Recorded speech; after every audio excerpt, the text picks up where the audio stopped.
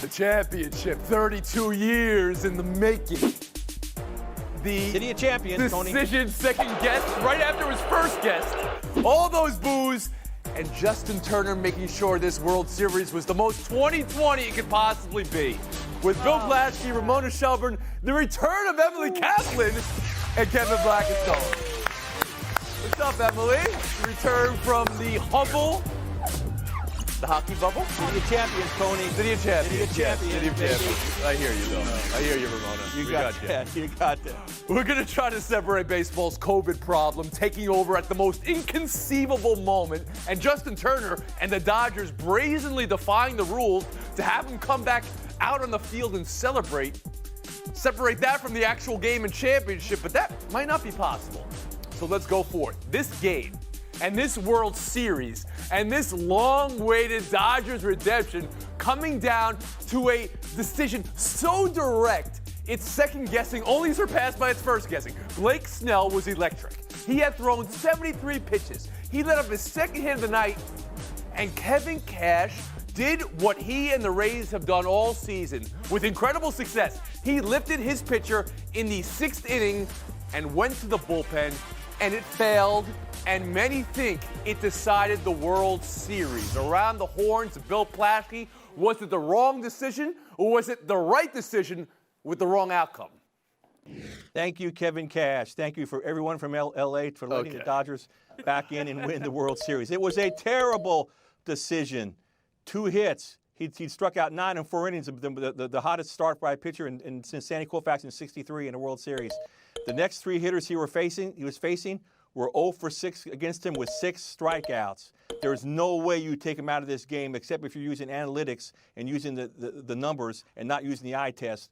Numbers are for the regular season. The eye test is for the postseason. Kevin Cash flunked it big time. Terrible decision. Ramona Shelburne, was it the wrong decision or just the right decision with the wrong outcome? Look, it was a terrible decision, and I know they've done this all year, and this is how they play. But when don't even ask me the question. Ask the Dodger hitters the question. When they asked them post game, like Mookie Betts, Cody Bellinger, all this, when they took him out, the Dodger hitters were like, "Woo, we got Snell out of the game." I mean, like they couldn't even conceal their joy. And I mean, normally you try to be cool about it. You don't want to criticize the other manager. That decision right there let the Dodger hitters know we got a game now. Because before that, Snell was unhittable. And I think at some point you just have to feel the game. And Dave Roberts, his on the other side of things, felt the game. When the Dodgers have Julio Urias dealing, Julio Urias was just dealing. Kept him they don't in. take him out in the ninth. Kept him in the ninth, yeah. Leave him in. If he's rolling, he's rolling. We'll bring in Emily Kaplan now. Kevin Cash, after the game, said this was not planned, predetermined in any sort of way. Do you believe that? Was it the wrong decision? I wish that Kevin Cash was just honest with us and he gave us the truth. And he said, every single decision I make is in concert with our front office. We believe in a process. This is how we got here with the 28th best payroll. And we never allow starting pitchers to get past the 6th inning. Instead, he said it wasn't planned, which said it's a real-time decision, which is him telling on himself that he has a terrible read of the room. Because as Ramona said, ask any Dodgers player, do you want Blake Snell still in the game? They'd say no. When is it a good idea to do exactly what your opponent wants you to do? Kevin Blackistone. 9 strikeouts, no walks, 73 pitches, in complete control.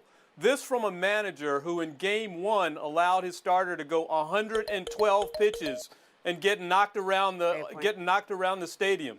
So this was absolutely the wrong decision at the absolute worst time. As Bill said, there's sometimes you don't pay attention to numbers. You pay attention to what's in your gut. You pay attention to what you're seeing. This was Game 6. Everything was on the line, and you pulled this. Well, let me ask you this then pitcher. directly, Kevin Blackistone. Do you think it decided the series?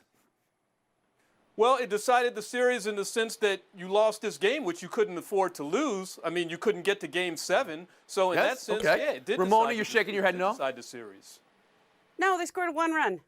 I mean, look, as bad as a decision as this was, I know the Dodgers immediately scored. I mean, Nick Anderson comes in. He's given up a run in 6 straight games. He gives up 2 runs right after that. I mean, he's obviously not been rolling. But the Rays weren't scoring off the Dodger pitchers. Like, on the, as bad as that decision was, it didn't Another decide the question. series. Do you see this as an all-time managerial error in the history of baseball, or do you see it maybe as a damning moment of the analytics movement in any way, Plaschke?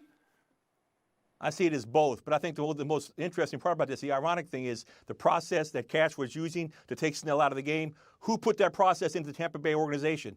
Andrew Friedman.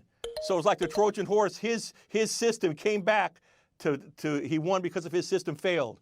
No, but this was an all-time bad decision, and it does. This hurts the analytics movement, Tony. You believe that? Again, people think. Do you believe that analytics were involved in how the Dodgers played yesterday and how they went to the bullpen game? Because the answer to that is also yes, Bill Plaschke, and then in that case, analytics gets a W here.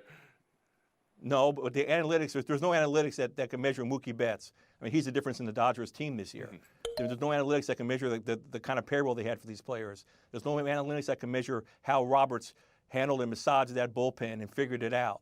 No, I don't think you're wrong. I think some would argue there is to those rhetorical questions that you put out there, but let's not get bogged down in that. Taking the Snell out of it, how this Dodgers team came together. Look at Ramona. She can't even deal with this. 32 years you waited for this, Ramona. This team came together in ways they couldn't the last 2 World Series losses. They couldn't for the last 3 decades. That goes for Clayton Kershaw, and that goes for Dave Roberts. So, Ramona, what was the defining reason this team finally did it? What does this Dodgers championship mean? Look, when the Red Sox won, all the players afterwards said it wasn't because we weren't thinking about the history of how long it's been in Boston since the Red Sox won. It's the same thing here with this team. They've been to the World Series 3 out of the last 4 years. They have 10 guys who've been on all of those teams. And I think they had been there enough where they understood how to play in these moments. And Corey Seager, I thought, said it best after the game. He goes, we stopped trying to wait around to see who was going to hit the big home run to win us the game, and we started manufacturing hit runs. And the 2 runs they scored last night, those were manufactured runs. That was the number 9 hitter getting on base, Mookie Betts hitting just a bad bounce double, but then having a great read on a ball hit to the first baseman and scoring from third. That's old school baseball. But if I had to put you on the spot right here, the defining reason why this was the team that pulled it together, is it Mookie Betts, Ramona? Is it Clayton Kershaw finally getting over the hump? I know who it is. Go ahead, Bill. It's Mookie Betts. There's no question.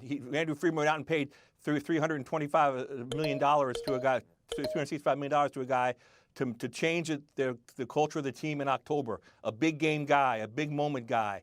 And again, all the analytics they've used in the past, they threw us out the window and got Mookie Betts. He was the difference this year at the top of the order than any of the past 6 or 8 failures. Kevin Blackistone? Yeah, I'd have to say Mookie Betts, too. I mean, I was kind of surprised that he didn't get the MVP. I mean, I thought this guy had 1 less hit than Corey Seager, as many home runs, 4 stolen bases, the defining hit that Ramona just mentioned in Game 6, the home run thievery that he had. That was absolutely fantastic playing by him. He changed the whole culture of that team. Emily Kaplan?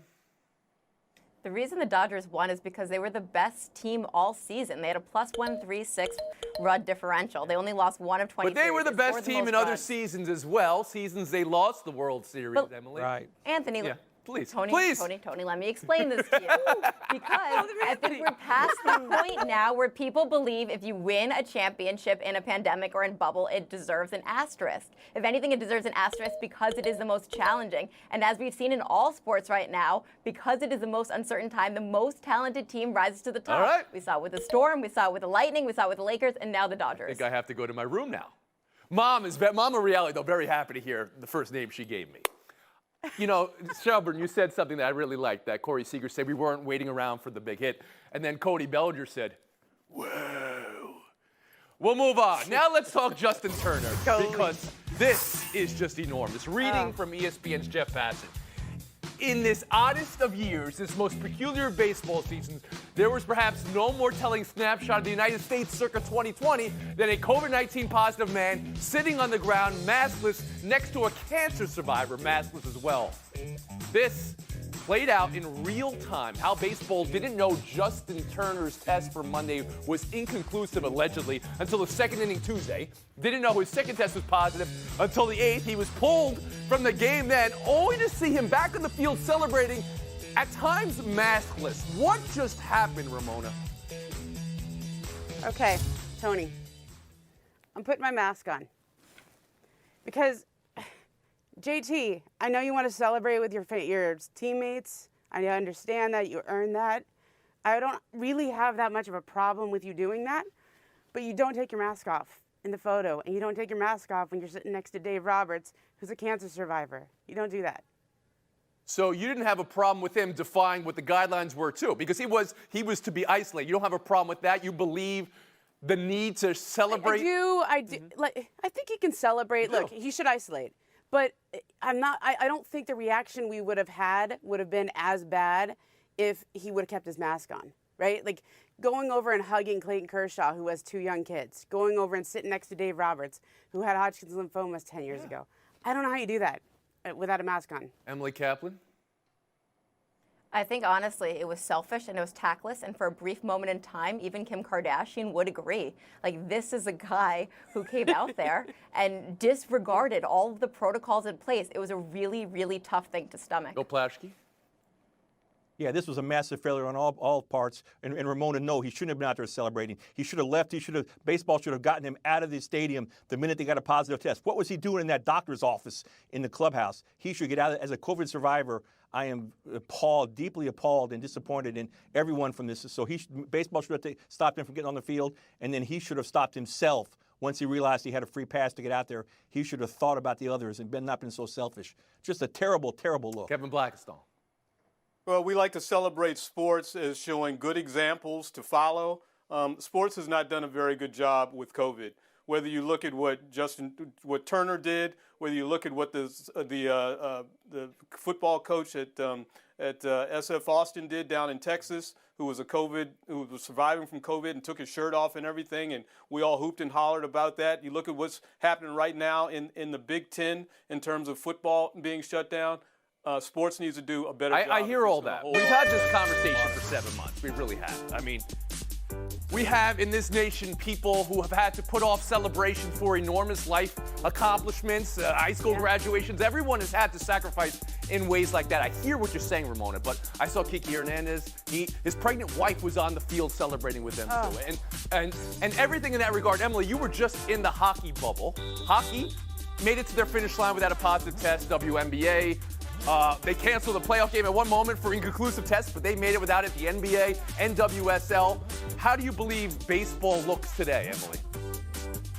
Well, baseball is the only sport that nearly didn't get on the field this summer because of their owner's greed. They're also the only sport that potentially let us watch a super spreader event unravel on live TV. So I think Rob Manfred has a lot of explaining to do.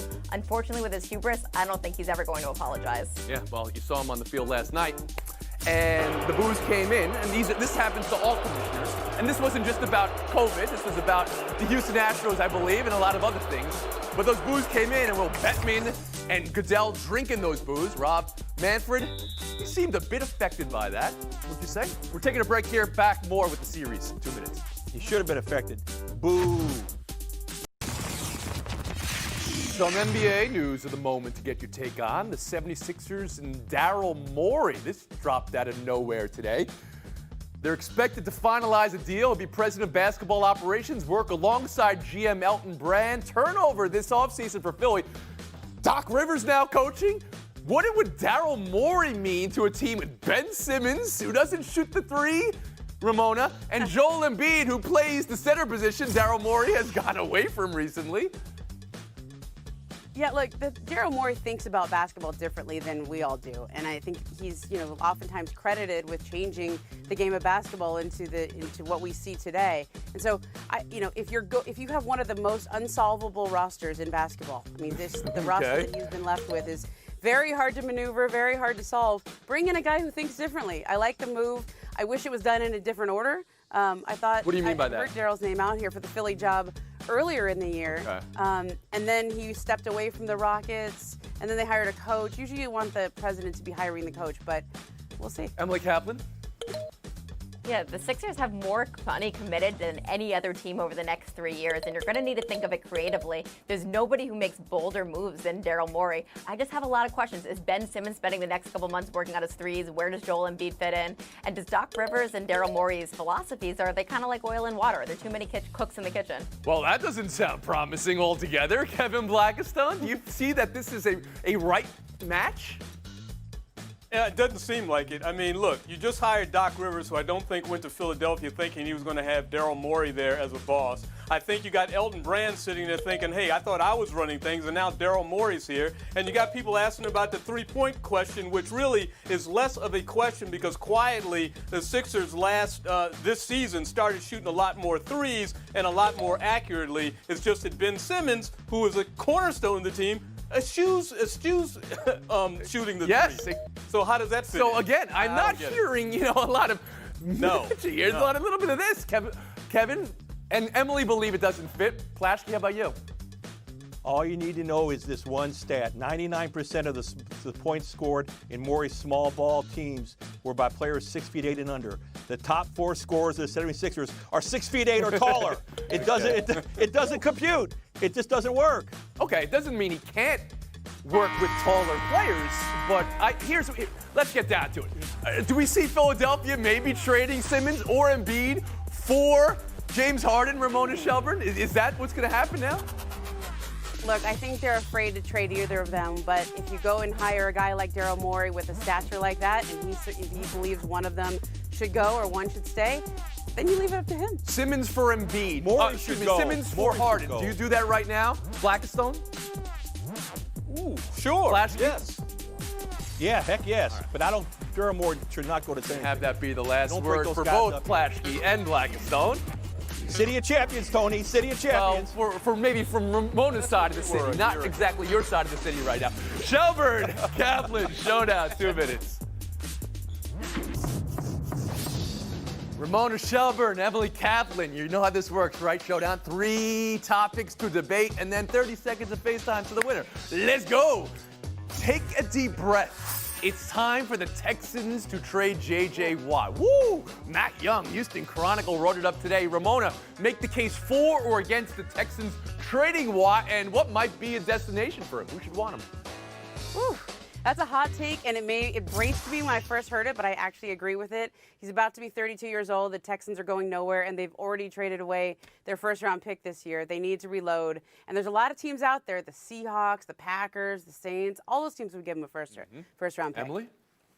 I will give you one good reason not to trade him. Bill O'Brien is not there anymore, so you don't have to make crippling and unpopular trades. Just ask DeAndre Hopkins, the Arizona Cardinals, or any of the Texans teammates of how that turned out. Oh, all right, ouch. I was totally online with Ramona there, but now that you say it like that, I'll split the point and we'll move on. My mindset has been that I'm going to move on, but who knows? There's a lot of things that could happen. Who said it? I always ask these questions, and the guy's right on the screen right there. His name, Trevor. Trevor Lawrence, yes. Emily, is he leaving the door open to stay at Clemson?